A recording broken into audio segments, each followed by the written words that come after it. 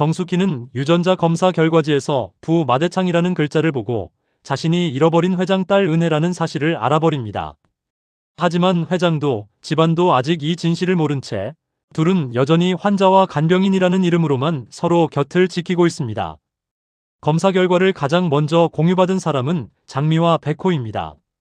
두 사람은 회장 심장 상태와 집안 판도를 동시에 고려하며 지금 당장 회장에게 말할 것인가 아니면 잠시 숨겨둘 것인가 사이에서 갈등하다가 우선 정숙희에게 결과를 보여주기로 합니다.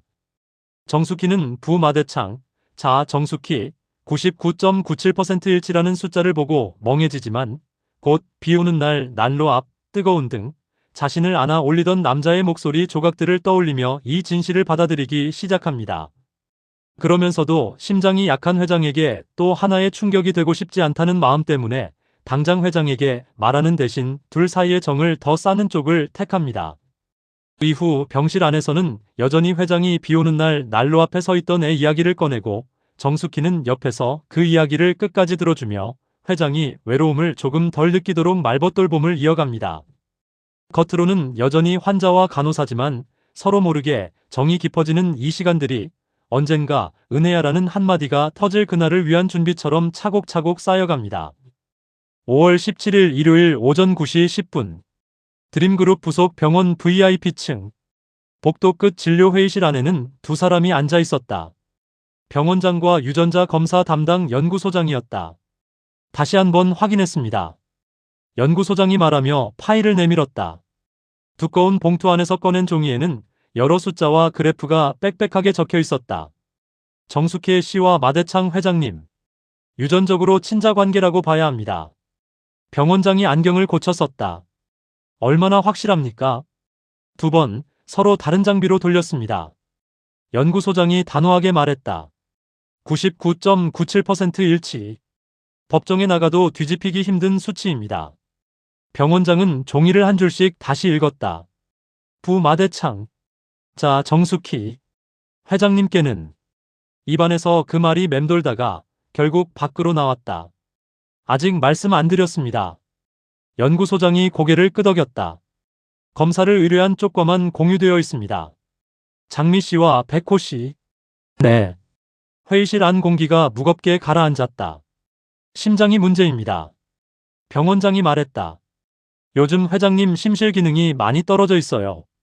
잃어버린 딸 얘기만 나와도 혈압이 튀고 심전도가 요동칩니다.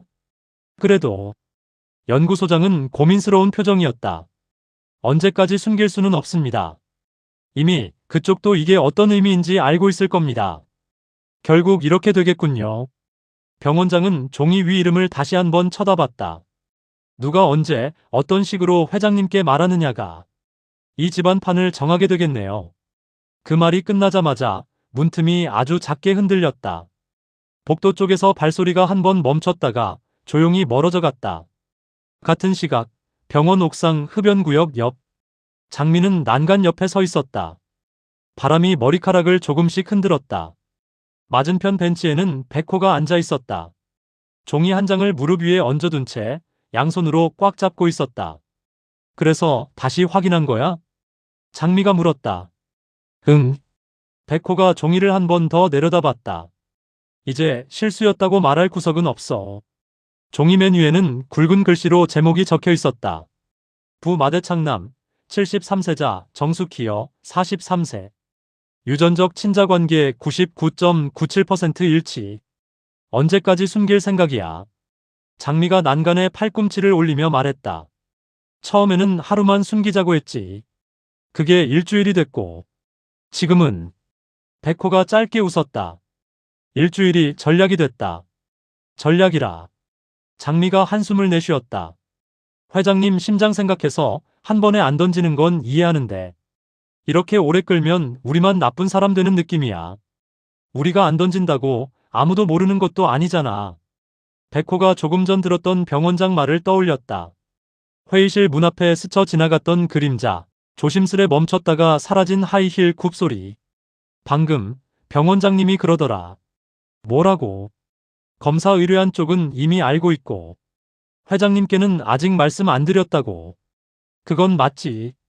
그리고 회의실 문 밖에 그는 말을 끊었다. 누가 서 있었어? 장미는 말하지 않아도 알겠다는 표정이었다. 채화영.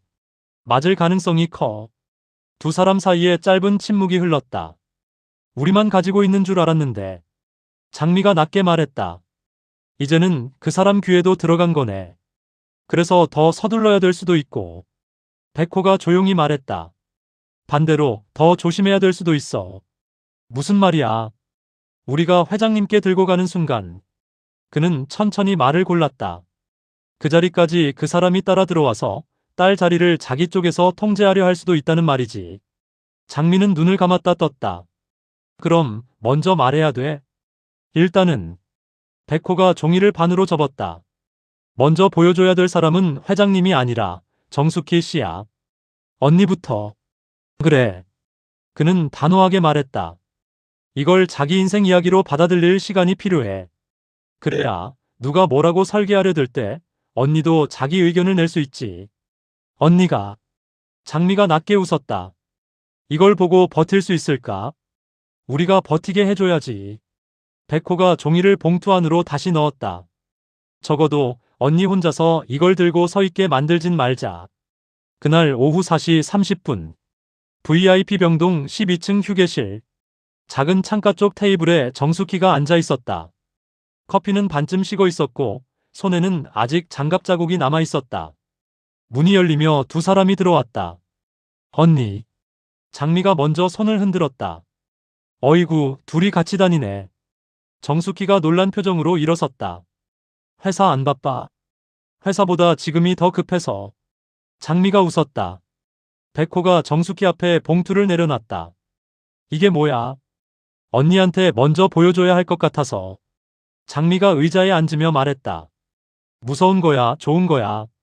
정숙희는 반쯤 농담처럼 물었다. 둘 다일 수도 있어. 장미가 대신 말했다.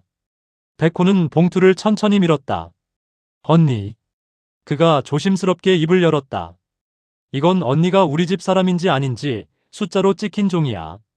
정숙희의 손이 공중에서 멈췄다. 우리 집 사람. 그게 무슨 뜻인지를 이해하는 데 몇 초가 걸렸다. 저번에 물어봤잖아요. 백호가 덧붙였다. 왜 우리 집 일에 그렇게까지 신경 쓰냐고. 정숙희는 그 질문을 했던 날을 떠올렸다. 회장 상태가 가장 안 좋던 밤, 복도 끝 자판기 앞에서 장미와 나란히 서 있던 순간이었다. 이제 그 답이 여기 있을지도 몰라요. 그는 봉투 위에서 손을 뗐다. 정숙희는 천천히 봉투를 잡았다. 입구를 열 때 종이끼리 스치는 소리가 유난히 크게 느껴졌다. 유전자 검사 결과. 맨 위 제목이 먼저 눈에 들어왔다. 시선이 아래로 내려갔다. 부마대창남 73세. 자, 정숙희여 43세. 유전적 친자관계 99.97% 일치. 그 순간 눈앞 글자가 잠깐 흔들렸다. 언니. 장미가 조심스럽게 불렀다. 정숙희는 대답하지 못했다. 대신 입술이 아주 미세하게 떨렸다. 처음엔 우리도 안 믿겼어. 장미가 말했다. 그래서 2번 돌렸고 다른 장비로 다른 날 다시 했어요. 백호가 덧붙였다. 근데 결과는 똑같았어. 정숙희는 눈을 감았다. 비 오는 날. 난로. 뜨거운 등. 누군가 자신을 번쩍 안아 올리던 느낌. 괜찮다고 중얼거리던 낮은 목소리. 그 목소리가 지금 병실에서 회장이라고 불리는 사람의 목소리와 이상하게 겹쳐 들렸다. 언니. 장미가 손을 내밀었다. 우리가 이걸 회장님께 바로 들고 가려다가. 그녀는 말을 잠시 멈췄다. 회장님 심전도 보고 겁이 났어. 어제도 그랬고 오늘도. 정숙희가 낮게 말했다. 딸 얘기만 나오면 그래프가 튀어요. 그래서 우린. 백호가 차분히 정리했다. 회장님보다 언니부터 생각하기로 했어요. 이걸 가장 먼저 알고 있어야 하는 사람. 이 이야기를 자기 입으로 결정해야 할 사람. 그는 종이의 마지막 줄을 가리켰다. 우리가 아니라 언니잖아요. 정숙희는 숨을 크게 한번 들이켰다. 그러니까. 그녀가 입을 열었다. 지금 이 종이가 말하는 건. 그녀는 숫자를 다시 한번 훑었다. 내가. 목소리가 조금 갈라졌다. 여기서 3년 동안 간호하던 그 사람이 아빠라는 뜻이야? 휴게실 안이 조용해졌다. 숫자는 그렇게 말하고 있어. 백호가 솔직하게 말했다. 근데 언니가 그걸 어떻게 부를지는. 장미가 이어받았다. 언니 마음이야. 정숙희는 한참 동안 아무 말도 하지 않았다. 너희는. 마침내 입을 열었다. 이걸 언제 알았어? 일주일. 백호가 답했다. 일주일 동안 매일 같이 이걸 볼까 말까 고민했어. 그 사이에 다른 사람들도 눈치채기 시작했고. 장미가 덧붙였다. 병원장, 연구소장, 그리고 세 사람의 눈앞에 같은 얼굴이 떠올랐다. 최화영. 그래서 우리끼리 약속했어. 장미가 말했다. 이제부터 이 이야기는 우리 셋의 이야기라고. 회장님께 말하든 안 말하든 언제 말하든. 백호가 이어받았다. 먼저 같이 정하자고. 정숙희는 자신이 지금 무엇을 쥐고 있는지 천천히 깨닫고 있었다. 숫자 몇 줄이 아니라 한 사람의 인생을 통째로 바꿔버릴 정보. 언니. 장미가 조용히 물었다. 언니는 이걸 회장님께 바로 말해야 된다고 생각해? 정숙희는 곧바로 대답하지 못했다. 어제. 그녀가 천천히 입을 열었다. 회장님이 이런 말을 했어. 죽기 직전이 되니까 옛날에 놓친 애 얼굴이 하나 떠오른다고.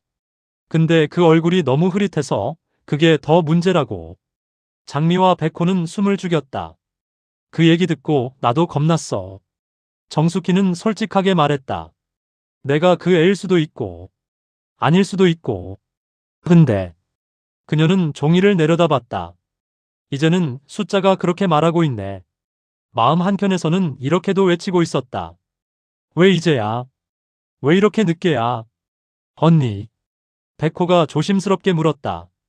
지금 당장 회장님께 말하고 싶어. 정숙희는 눈을 감았다가 뜨며 천천히 고개를 저었다. 아니. 왜? 심장이. 그녀가 가슴께를 스쳤다. 어제도 그제도. 딸 얘기만 나오면 숨이 가빠져. 내가 그 사람에게 또 하나의 충격이 되고 싶지는 않아. 그 말 한 줄에 지금까지 병실 안에서 쌓여온 정이 그대로 담겨 있었다. 그래서 정숙희가 다시 말을 이었다. 조금 준비가 필요할 것 같아. 누구에게? 그 사람에게도. 그녀는 창밖을 잠깐 바라봤다. 나 자신에게도. 그날 저녁 7시 20분. VIP 병실 안. 해가 져서 창밖은 어둑했고 병실 안 스탠드만 노란 빛을 비추고 있었다. 마대창은 침대 머리맡에 기대 앉아 있었다. 눈은 TV를 보고 있었지만 내용은 제대로 들어오지 않는 눈빛이었다. 문이 조용히 열렸다. 회장님. 정숙희가 들어왔다. 손에는 따뜻한 차가 든 머그컵이 들려 있었다. 이 시간엔 안 와도 되는데. 마대창이 말했다. 그냥. 정숙희가 컵을 협탁 위에 내려놓았다. 저도 잠이 안 와서요. 간호사가 잠이 안 오면 누가 자냐. 투덜거리는 말투였지만 목소리 톤은 낮고 부드러웠다. 그냥 잠깐 앉아도 될까요? 앉든지 말든지. 그녀는 침대 옆 의자에 조심스레 앉았다. 잠시 동안 TV 소리만 병실 안을 채웠다. 또 꿈 꾸셨어요? 정숙희가 먼저 물었다. 어제 그 꿈. 어떤 꿈 말이냐? 비 오는 날. 마대창은 한숨을 길게 내쉬었다. 그 얘긴 왜 자꾸 물어? 회장님이 자꾸 말씀하시니까요. 그녀가 솔직하게 말했다. 듣는 사람도 같이 기억하게 되잖아요. 마대창은 TV를 끄고 리모컨을 내려놓았다. 비가 많이 왔다. 그가 천천히 말을 꺼냈다. 집안에 물이 새고 난로 하나에 의지해서 버티던 날이었다. 정숙희의 눈꺼풀이 살짝 떨렸다.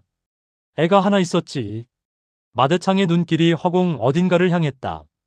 난로 앞에 자꾸 가서 서던 애. 등이 뜨거울 정도로 가까이 가서 누가 불 좀 꺼보라고 소리쳤고 내가 달려가서 안았는데 그는 말을 멈췄다. 이미 등이 시뻘겋게 달아오르고 있었다. 정숙희는 자신의 등 한가운데가 갑자기 뜨거워지는 것 같은 느낌을 받았다. 샤워할 때마다 거울 한켠에 비치던 화상 자국. 어릴 땐 왜 생겼는지 몰랐던 그 흔적. 그 애가. 마대창이 낮게 중얼거렸다. 지금 어디서 뭘 하고 있을지 가끔 생각난다. 정숙희는 입술을 꾹 다물었다. 나 같으면 그녀가 조심스레 입을 열었다. 아마 그렇게 생각할 것 같아요. 어떻게? 그날 안아 올렸던 사람도 난로 앞에 서 있던 사람만큼 평생 그 장면에 묶여 살았겠구나. 마대창은 고개를 돌려 그녀를 바라봤다. 사람이. 그가 천천히 말했다. 그렇게까지 남을 걱정해 줄까? 회장님도 가끔 그러시잖아요. 정숙희가 웃으려다 웃지 못했다. 저한테도. 괜히 퉁명스럽게 말하면서 약은 제대로 챙겨 먹으라고 하고. 그건 네가 내 옆에서 쓰러지면 나까지 귀찮아지니까 그런 거지. 말은 그렇게 했지만 눈빛에는 장난기가 조금 섞였다. 그래도 정숙희가 말했다. 어릴 때 비 오는 날 싫어하던 사람들은 나중에도 비 오는 날이 싫을 것 같아요. 마대창은 창밖을 한번 봤다. 하늘은 흐렸지만 아직 비는 내리지 않고 있었다. 너는?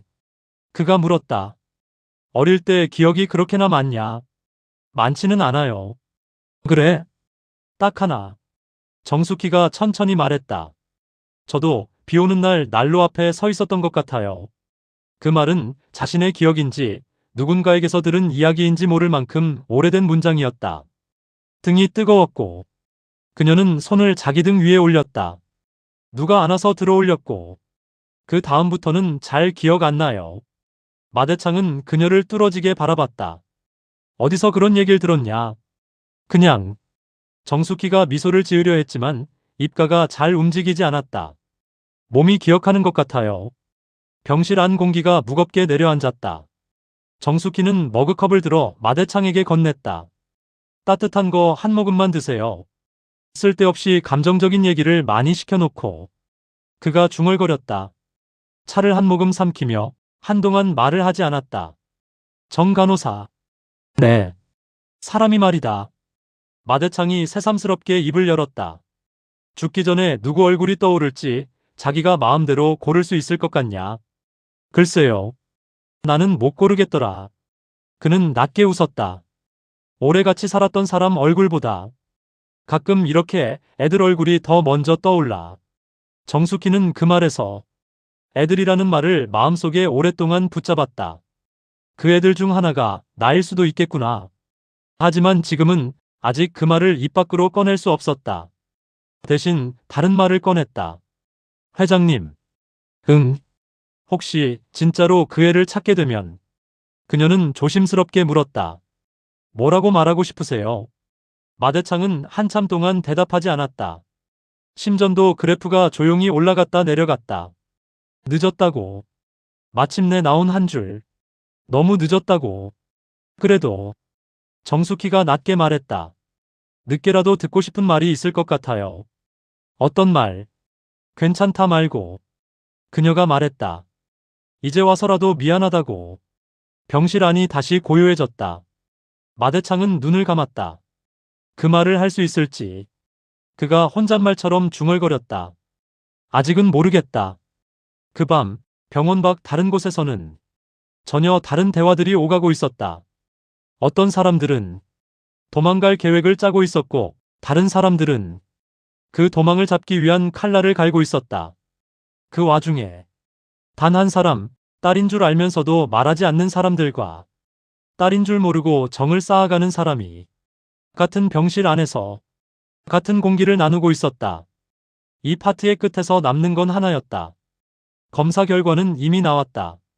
숫자는 진실을 말해주었다. 이제 남은 건 언제, 누구 입에서, 어떤 자리에서 그 진실이 터져나올지, 그리고 그날 마대창과 정숙희가 서로를 어떻게 부르게 될지였다. 5월 20일 수요일 오전 7시 50분 드림그룹 부속 병원 12층 VIP 병동. 아침 라운딩 전 복도는 아직 한산했다. 조용한 기계음과 간호사들 발소리만 낮게 깔려 있었다. 정숙희는 복도 끝 창가에 잠깐 서 있었다. 하늘은 흐렸고 유리창에는 밤새 내린 비가 자잘하게 마른 자국을 남기고 있었다. 휴대전화 화면을 켰다가 다시 껐다. 갤러리 안에 저장된 사진 하나가 눈에 밟혔다. DNA 검사 결과. 이미 인쇄된 종이로도 봤지만 처음 결과를 받았을 때 찍어둔 사진을 아직 지우지 못하고 있었다. 부 마대창. 자, 정숙희. 화면을 보지 않아도 외울 수 있게 되어버린 문장이었다. 정 간호사. 뒤에서 목소리가 들렸다. 네. 정숙희가 돌아보니 병원장이 서 있었다. 아침부터 무거운 얼굴이네. 그가 웃으면서 다가왔다. 죄송합니다. 표정 관리를 잘 못해서요. 표정이 문제겠나. 병원장이 낮은 목소리로 말했다. 지금 그 안에 뭐가 들어있는지 대충 알 것 같아서 그렇지. 정숙희는 잠깐 시선을 피했다. 어제 회장님 심전도 기록봤지? 네. 딸 얘기만 나오면 튀는 그래프. 병원장이 한숨을 내쉬었다. 심장 상태가 우리가 생각했던 것보다 좋지는 않아. 알고 있습니다. 그래서 그 이야기. 그는 말끝을 낮췄다. 언제 누가 어떻게 꺼낼지. 지금은. 정숙희가 조심스럽게 말했다. 아닌 것 같아요. 왜? 어제도 그러셨거든요. 그녀는 기억을 더듬었다. 그날 난로 앞에 섰던 애가 어디서 뭘 하고 있을지 가끔 생각난다고. 병원장의 얼굴이 조금 굳어졌다. 그래서 정숙희가 말을 이었다. 지금 그 사람에게 바로 옆에 있었어요라고 말할 용기가 아직은 저한테도 잘 안 생겨요. 병원장은 정숙희를 잠시 바라보다가 고개를 끄덕였다. 그래. 의사 입장에서만 보면 빨리 말하는 게 맞을 수도 있는데. 그가 조용히 말했다. 사람 입장에서 보면 좀 다르지. 그래서 부탁이 하나 있어요. 정숙희가 입술을 적셨다. 어떤 부탁? 회장님 상태가. 그녀는 단어를 골랐다. 조금이라도 안정될 수 있게 도와주세요. 어떻게? 혈압, 심장도 그렇지만. 정숙희가 웃으려다 웃음을 제대로 짓지 못했다. 마음도 조금. 마음은 약으로 안 되는 거 알면서. 그래도 약으로 도와줄 수는 있잖아요. 병원장은 그 말에 잠시 웃었다. 그래. 우린 약으로 돕고. 정 간호사는 옆에서 버텨줘. 그가 말했다. 그게 지금 할 수 있는 최선인 것 같으니까. 정숙희는 작게 고개를 끄덕였다. 네. 오전 9시 30분. VIP 병실. 창문에는 얇은 블라인드가 내려와 있었고 스탠드 조명이 침대 머리맡을 비추고 있었다. 마대창은 토스트 한 조각을 입에 물고 있었다. 협탁 위에는 반쯤 남은 죽과 작은 반찬들이 놓여 있었다. 아침 입맛이 좀 있으시네요. 정숙희가 트레이를 정리하며 말했다. 맛이 있어서 먹는 줄 아냐. 마대창이 퉁명스럽게 말했다. 안 먹으면 또 약 먹을 때 뭐라 할 거잖아. 약은 드셔야죠. 그래, 네 말이 다 맞다. 입은 그렇게 말하면서도 그는 남은 죽도 반쯤 더 떠먹었다. 오늘은 정숙희가 메모를 확인했다. 오후에 심장 초음파 한 번 더 잡혀 있습니다. 또 찍냐? 네. 몸에 구멍이 몇 갠지 세어보는 놀이도 하냐? 정숙희는 웃음을 참았다. 회장님, 요즘 꿈은 좀 어떠세요? 또 그 얘기냐? 어제는 안 물었어요. 어제는 네가 야간이 아니었잖아. 그는 TV를 끄며 말했다. 어제도 꿈 꿨어. 같은 꿈이요? 비. 그가 짧게 답했다. 비가 와서 난로 앞에 섰지. 그리고 애가 있었다. 정숙희는 그 문장이 이제 낯설지 않았다. 오히려 듣지 못하면 허전할 정도였다. 그 애가. 마대창이 눈을 감았다. 가끔은 너 얼굴이랑 겹쳐 보인다. 그 말에 정숙희의 손이 들고 있던 볼펜 위에서 멈췄다. 농담입니다. 그가 눈을 뜨며 덧붙였다. 아무렇게나 서 있는 사람 얼굴에 다 겹쳐 보이더라. 농담 같지는 않은데요. 정숙희가 조용히 말했다. 왜? 회장님은 그 얘기할 때마다 저를 보시잖아요. 마대창은 살짝 고개를 돌렸다. 그냥 네가 앞에 있어서 보는 거지. 그래요. 정숙희는 메모를 접어넣었다. 그냥 네가 앞에 있어서. 그 말이 이상하게 오래 남았다. 낮 12시 20분. 병원 지하 구내식당. 점심시간이라 식당 안은 꽤 붐볐다. 의사, 간호사, 보호자들이 각자 트레이를 들고 자리를 찾고 있었다. 구석 진료실 전용 테이블에 정숙희와 장미, 백호가 마주 앉아 있었다. 오늘은 회장님 상태 어때? 장미가 물었다. 어제보다 안정적이에요. 정숙희가 반찬을 하나 집어 입에 넣었다. 지난주보다 얼굴도 조금 좋아지셨고. 그래서 더 말하기 어려워. 장미가 한숨을 쉬었다. 똑같이 아픈 사람인데 얼마 전까진 저 사람 때문에 다 망했다는 생각만 들었거든. 지금은 장미가 밥을 한 숟갈 뜨다 멈췄다. 그 사람도 같이 망해가고 있는 사람 같아서. 그 말에 세 사람은 잠시 말을 잇지 못했다. 언니. 백호가 조심스럽게 입을 열었다. 회장님이 요즘 정 간호사한테 자주 하는 말, 우리한테도 좀 알려줄래요? 어떤 말? 딸 얘기 말고. 그는 덧붙였다. 그냥 일상적인 말들. 왜 궁금해? 언제 이 사실을 말하더라도. 백호가 말했다. 그 직전까지 두 사람이 어떤 관계였는지 기록으로라도 남겨두고 싶어서요. 어떤 관계라니? 정숙희는 자신과 회장 사이를 표현할 단어가 떠오르지 않았다. 환자와 간호사. 그렇게만 부르면 아깝다고 생각하는 사람도 많을 거야. 장미가 웃었다. 적어도 나한테는. 정숙희는 숟가락을 내려놓았다. 요즘은. 그녀가 천천히 말했다. 회장님이 저를 볼 때 예전보다 조금 덜 경계하시는 것 같아요. 경계. 처음에는 뭐든 다 의심하시고 약 하나, 주사 하나도 이게 나를 잡으려고 들이대는 건지 보시는 눈이었거든. 지금은 정숙희가 조용히 웃었다. 짜증은 계속 내지만 그래도 제 말이면 한 번 더 들어봐요. 예를 들면 어제. 그녀가 기억을 떠올렸다. 채소 반찬 하나 빼고 다 밀어놓으시길래 회장님, 이거 하나라도 드셔야 해요라고 했는데 예전 같으면 내가 왜 내 말을 들어야 하냐고 하셨을 거거든요. 어제는 뭐라고 하셨는데 너희도 힘들지라고. 그 말은 사소했지만 요즘의 변화를 가장 잘 보여주는 한 줄이었다. 그래서 정숙희가 덧붙였다. 저도 예전보다 조금 더. 그녀는 망설이다가 말을 골랐다. 회장님한테 솔직해진 것 같아요. 어떻게? 혈압이 높으면 정말로 높다고 말하고, 피곤해 보이면 오늘은 검사 줄이자고 먼저 건의하고, 괜히 잘 보이려고 말해야 할 말까지 숨기던 때는 지난 것 같아요. 장미는 그 말을 듣고 고개를 끄덕였다. 그게 정이지. 정. 좋아했다고 말할 수는 없고, 싫어했다고 말하기에도 뭔가 걸리는 관계. 장미가 웃었다. 우리가 부모랑 살 때 딱 그 정도였어. 그래서 더. 정숙희가 조용히 말했다. 지금 이 이야기를 어떻게 꺼내야 할지 모르겠어. 혹시라도. 그녀는 밥그릇 가장자리를 손가락으로 천천히 돌렸다. 제가 딸이라는 걸 알게 됐다는 사실이 그 사람한테 또 하나의 잘못처럼 느껴질까봐. 언니는? 장미가 물었다.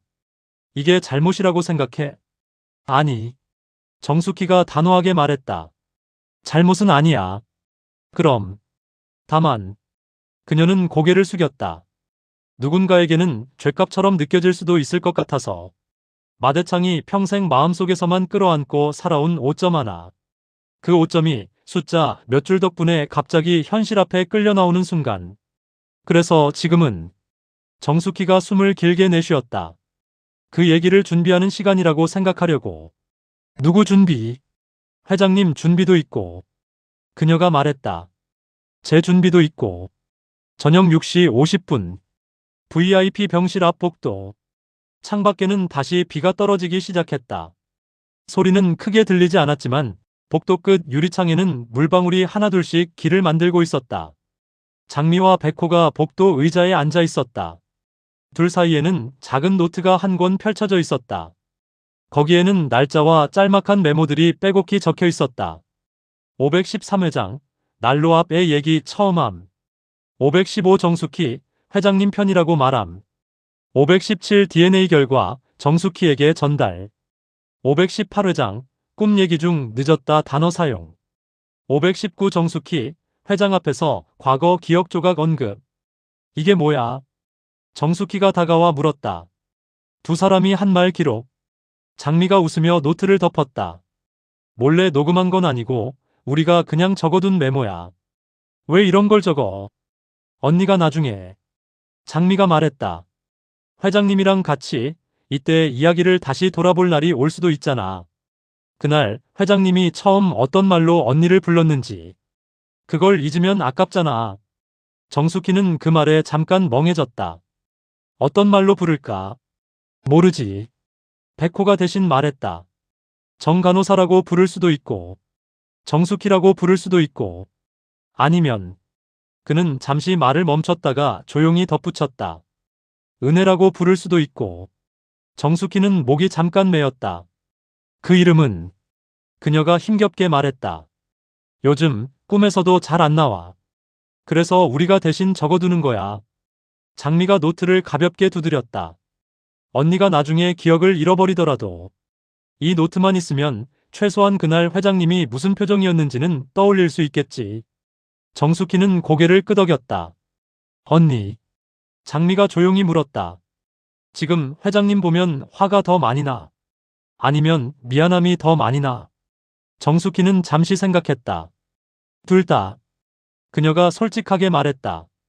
어릴 때 버려졌다고 느꼈던 기억이 사라진 건 아니야. 근데 요즘 병실에서 회장님 눈을 보면 그녀는 창밖 비를 바라봤다. 그 사람도 자기 인생에서 버려진 것들이 많구나. 그런 생각이 조금 들거든. 그래서 더 화가 나기도 하고, 그래서 더 안쓰럽기도 하고. 그게 정동이야. 백호가 중얼거렸다. 정동? 감정보다 더 깊은, 이성으로 설명 안 되는, 몸이 먼저 반응하는 거. 장미가 툭 치듯 말했다. 어렵게 말하면 그렇고, 쉽게 말하면 가족이란 얘기지. 정숙희는 그 단어를 입안에서 굴려봤다. 가족. 병원 기록지 어디에도 적힌 적 없는 단어. 자기 인사 파일에서도 본 적 없던 단어. 그래서 장미가 자리에서 일어나며 말했다. 지금 우리가 하는 건 진실을 숨기는 게 아니고 둘이 가족이 될 준비를 조금이라도 도와주는 거야. 정숙희는 그 말에 비로소 숨을 조금 편하게 내쉴 수 있었다. 그날 밤 11시 10분. VIP 병실. 불은 많이 꺼졌고 스탠드만 희미하게 켜져 있었다. 창밖 빗소리가 더 또렷하게 들렸다. 마대창은 반쯤 누운 채로 눈을 감고 있었다. 호흡은 규칙적이었지만 깊이 잠든 상태는 아닌 것 같았다. 문이 아주 조용히 열렸다. 정숙희가 들어왔다. 손에는 작은 수건과 물이 담긴 컵이 들려 있었다. 회장님. 그녀가 낮은 목소리로 불렀다. 응. 눈을 뜨진 않았지만 대답이 돌아왔다. 입안이 좀 마르실까 봐요. 그녀는 솜을 적셔 입술 주변을 살짝 닦아줬다. 네가 이 시간에도 오네. 비 와서요. 비 오면 남들 다 자야지. 비 오면. 정숙희가 창밖을 잠깐 봤다. 잠이 잘 안 와서요. 왜? 어릴 때부터 그랬어요. 그녀가 조용히 말했다. 비 많이 오던 날마다 꼭 나쁜 일이 하나씩 있었거든요. 마대창의 눈꺼풀이 살짝 떨렸다. 어떤 나쁜 일? 난로가 너무 뜨거워진 날도 있었고, 낯선 데로 옮겨진 날도 있었고, 기억이. 그는 천장을 바라봤다. 중간에서 뚝 끊기지. 정숙희는 놀란 눈으로 그를 봤다. 네가 그렇다는 거지? 회장님은요? 그녀가 되물었다. 회장님 기억도. 난 끊긴 기억이 너무 많아서. 그가 씁쓸하게 웃었다. 이제는 어느 게 진짜인지, 어느 게 그냥 죄책감이 만든 꿈인지 헷갈릴 정도다. 그래도. 정숙희가 말했다. 회장님이 자꾸 이야기해 주시면 적어도 저는 그 기억을 같이 나눌 수 있어요. 나눠서 뭐하게. 혼자는 힘드니까요. 짧은 대답이었지만 마대창의 눈빛이 조금 부드러워졌다. 정 간호사. 네. 너는 내 젊을 때를 다 여기 쏟았네. 뜻밖의 말이었다. 무슨 말씀이세요? 밤낮 없이 여기 붙잡혀 있고. 남들은 연애도 하고 여행도 가고 그럴 텐데. 남들도 다 그렇게 사는 건 아니에요. 그래도. 마대창이 말했다. 너처럼 남의 병실에서 늙어가는 사람은 많지 않을 거야. 그 말은 사실이었고 동시에 칭찬처럼도 들렸다. 싫으세요? 정숙희가 반대로 물었다. 제가 여기서 늙어가는 거 싫다고 해서 내 인생을 되돌릴 수 있냐? 아니요. 좋다고 해서 내가 책임져 줄 수도 없고. 정숙희는 그 말에 가볍게 웃었다. 회장님, 요즘 솔직해지신 것 같아요. 약 때문이겠지. 그가 툭 내뱉었다. 약 먹으면 사람 속마음이 다 나오나 봐. 그럼. 정숙희가 말했다. 이것도 약 때문이라고 생각하세요. 뭐, 제가. 그녀는 잠깐 숨을 고르고 말을 이었다. 회장님 옆에 오래 있고 싶다는 생각. 마대창은 그 말을 듣고 눈을 완전히 떴다. 왜? 그냥요. 정숙희가 솔직하게 말했다.